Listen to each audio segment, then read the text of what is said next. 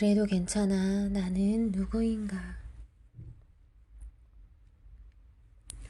이 세상에서 우연히 어쩌다가 실수로 태어난 사람은 한 사람도 없습니다. 하나님께서 하나님의 형상대로 우리 한 사람 한 사람을 만들어 주셨습니다. 창세전에 하나님은 나를 사랑하셨고 나를 선택해 주셨습니다. 아름답고 귀한 성품과 은사를 주셨고 재능과 사명을 주셨습니다. 엄마의 난자와 아빠의 정자가 만나서 내가 만들어졌습니다. 아빠의 정자가 한 번에 2억 개 정도 나온다고 합니다. 그 중에서 몇 개가 엄마의 난자와 만납니까? 오직 하나입니다. 정말이지 이 정자가 난자를 향해서 가는 여행은 눈물 없이 볼 수 없습니다. 정자는 눈도 없습니다.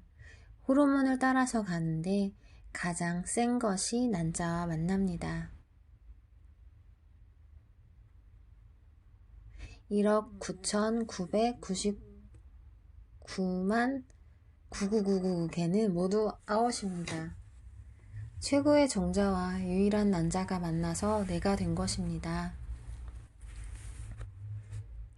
내 얼굴이 V라인이 아니어도 나는 최고의 작품이며 유일한 존재입니다.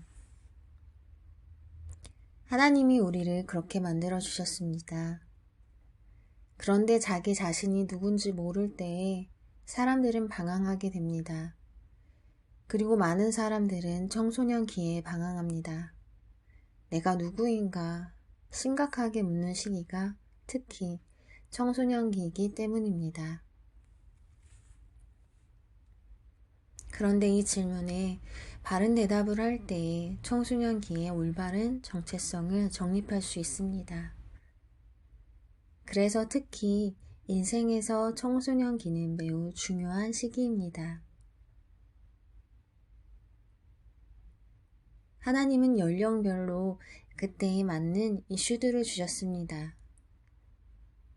엄마의 뱃속에 있을 때는 사느냐 죽느냐 즉 생존 여부가 가장 큰 이슈입니다.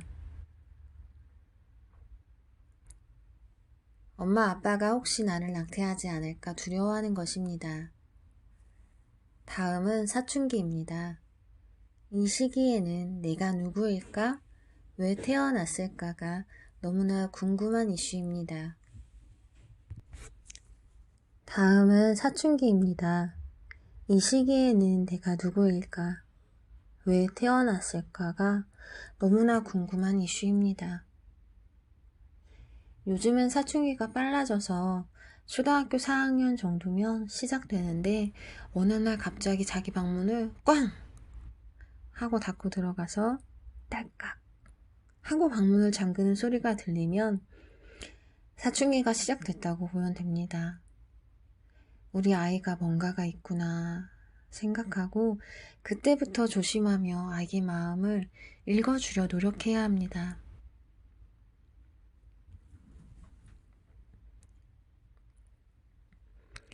사춘기는 자기를 더 알고 싶은 시기입니다. 지금까지는 부모님 말씀을 잘 들었지만 이때부터 속에서 불이 나기 시작합니다. 형이 있고 오빠가 있는데 왜 나만 시키지?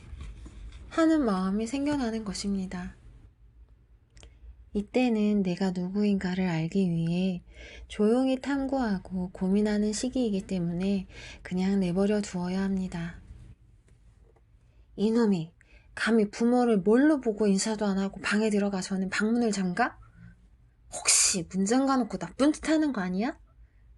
이런 생각을 하지는 않습니까? 그럴 필요 없습니다. 오히려 사춘기를 지나는 자녀를 말없이 응원해 주십시오. 사춘기는 자기 정체성을 정립하는 아주 중요한 시기입니다. 이때 정체성을 정립하지 못하면, 즉 자기가 누구인지 모르면 비전을 잃게 되고 비전을 잃으면 방황하게 됩니다. 내가 어떤 사람인지 모르니까, 어떻게 살아야 하는지 모르니까, 그래서 그것을 알아보기 위해 방황하는 것입니다. 다음은 김중원 목사의 이야기입니다. 나는 대학교 1학년 때 나의 정체성을 찾고자 노력했습니다. 목사의 아들인 것이 너무나 시끄럽고 힘들었습니다. 기독교에만 진리가 있는 건지, 내가 누구인지, 어떻게 사는 것이 옳은 건지, 무엇이 진리인지 이런 문제들의 답을 찾아보려고 절에도 가보고 이런저런 책도 찾아보며 1년가량을 방황했습니다. 사실 나의 정체성을 혼란스럽게 한 사건이 있었습니다. 내가 대학에 들어가니까 아버지 친구 목사님들이 그래, 어느 신학교에 들어갔니? 하고 물었기 때문입니다. 나는 치의예과에 입학했는데 혹시 신학교에 가지 않은 것이 잘못된 것인가 하는 생각이 저를 괴롭혔던 것입니다. 6개월가량 목사님과 상담을 하고 1학년 겨울 수련회에서 치과 대학을 선택한 것이 잘못이 아니라는 확신을 갖게 된 뒤에야 이 문제에서 홀가분해졌습니다. 그러나 내가 정체성을 확립한 것은 본과 3학년 때였습니다. 어느 집회에 갔다가 예수 그리스도 안에서 내가 누구인지를 발견한 것입니다. 그때 나는 내가 어디에서 왔고 어디로 갈 것인지 그리고 무엇을 위해 살 것인지를 분명히 알게 되었습니다. 나는 하나님께로부터 온 하나님의 자녀이며 하나님의 나라에서 사는 하나님의 아들이고 죽었다가 다시 사신 예수 그리스도를 위해 사는 존재라는 것을 확신하게 된 것입니다. 그러나 이 같은 정체성을 갖기까지 얼마나 방황했는지 모릅니다. 나는 이때 하나님으로부터 사명과 비전을 받았습니다. 그때 받은 사명으로 1978년부터 지금까지 하나님을 섬기는 일에 내 삶을 바쳐서 오로지 한 길을 걷고 있습니다.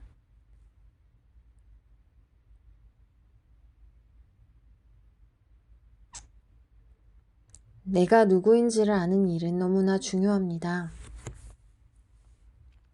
그래야 비전을 찾고 그 비전을 향해 흔들림 없이 나아갈 수 있습니다.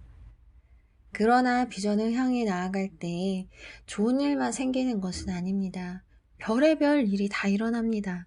그러나 이미 분명한 삶의 목적이 세워졌기 때문에 하나님이 보여주신 길이 있기 때문에 어떤 어려움이 와도 완전히 실망하고 절망하지 않습니다. 오히려 그 고난이 동기가 되어 다시 일어설 수 있는 힘을 얻습니다.